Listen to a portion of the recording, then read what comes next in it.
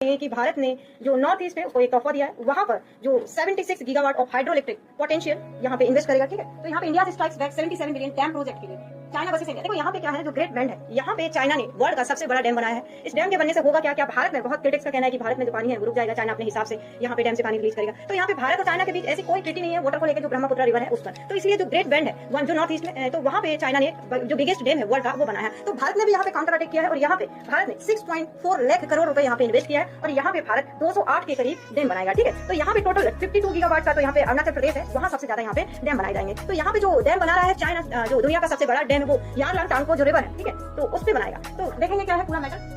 भारत ने भी यहाँ पे काउंटर अटैक किया है। तो जो इंडिया 77 बिलियन हाइड्रो प्लांट है चाइना पे अब स्ट्रीम डैम। अब यहाँ पे होता क्या है कि जो पूरा ऐसे क्रिटिक्स का कहना है कि बहुत बार कि यहाँ पे डैम बन जाएगा तो भारत में वाटर की स्कार्सिटी हो जाएगी, चाइना जब दिल करेगा पानी छोड़ देगा, जब मन करेगा पानी रोक लेगा। लेकिन यहाँ पे ऐसा नहीं है। पूरी साल भर जो भारत में वाटर की स्कार्सिटी जो नॉर्थ ईस्ट की बात करें वहाँ पे नहीं होगी। रीजन क्या है कि सिर्फ 20% जो वाटर है वो चाइना से जो ब्रह्मपुत्र रिवर है वो होल्ड करके चलती है। फिर यहाँ पे जब इंडिया में एंटर कर जाती है जो ब्रह्मपुत्र रिवर है, तो वहाँ पे क्या होता है कि सारा जो 70 से 80% के करीब जो वाटर है यहाँ पे मानसून से वाटर कलेक्ट होता है और जो इसकी ट्रिब्यूटरी जो रिवर है उनसे यहाँ पे वाटर कलेक्ट होता है। तो वहाँ पे चाइना जब ये डैम बना लेगा तो यहाँ पे क्या होगा, वहाँ पे इलेक्ट्रिसिटी जनरेट करेगा। तो इसलिए भारत ने क्या किया कि काउंटर यहाँ पे अटैक किया है चाइना के ऊपर, क्योंकि कोई भी ट्रीटी नहीं है। तो भारत ने भी यहाँ पे क्या होगा कि नॉर्थ ईस्ट को तोहफा मिला। नॉर्थ ईस्ट की कंडीशन ही यहाँ पे फिर बदल जाएगी, तो क्योंकि वहाँ पे बहुत ज्यादा फिर इन्वेस्टमेंट होगा। अगर Brahmaputra river which rise in Tibet, China and flow through India and Bangladesh holds significant hydro potential in its Indian states, particularly in Arunachal Pradesh on the China border। ठीक है, यहाँ पे लगाए जाएंगे। ऑलराइट, आप देखो ये जो है ये है पंप स्टोरेज। तो यहाँ पे देखेंगे कि ये किस तरह से यहाँ पे क्या होता है कि ये जो यहाँ पे इलेक्ट्रिसिटी आ रही, यहाँ पे लोअर रिजर्वॉयर है, ये एक है अपर रिजर्वॉयर। अब यहाँ पे लोअर जो रिजर्वॉयर है वहाँ पे जो इलेक्ट्रिसिटी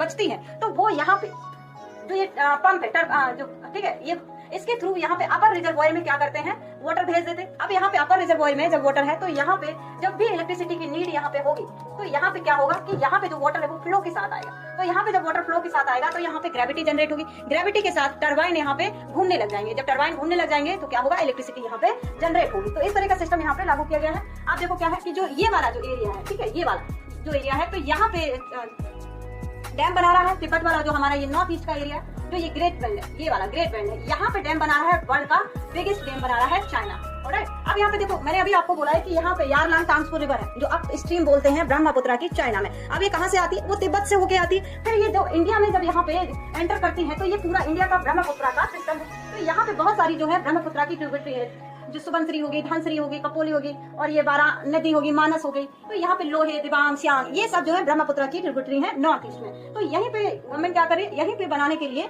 जो 76 गीगावाट है, यहीं पे जो हाइड्रो प्लांट है, हाइड्रो इलेक्ट्रिक पोटेंशियल प्लांट से यहीं पे बनाएगी। ठीक है, इम्प्लीमेंट